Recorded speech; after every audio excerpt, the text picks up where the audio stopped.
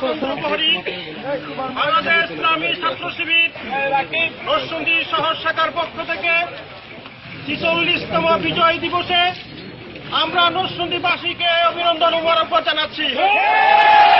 সংগ্রামী সাথী ও বন্ধুগণ, আজকে ৪৬ বছর পর এই বিজয় দিবসে আমরা কি দেখতে পাচ্ছি? আমরা দেখতে পাচ্ছি বিজয়কে শৃঙ্খলাবদ্ধ করা হয়েছে,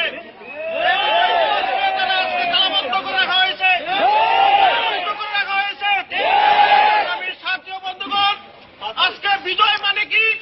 বিজয় মানে আমরা দেখতে পাই সন্তান আজকে বাপ হারাম, বাপ আজকে সন্তানকে খুঁজে পাচ্ছে না।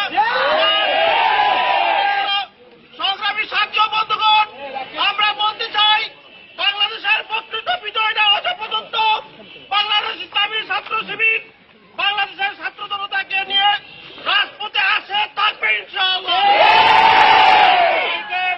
এই বিজয় দিবসের প্রকৃত বিজয় অর্জন না করা পর্যন্ত আমাদের এই মিছিল থামবে না ইনশাআল্লাহ।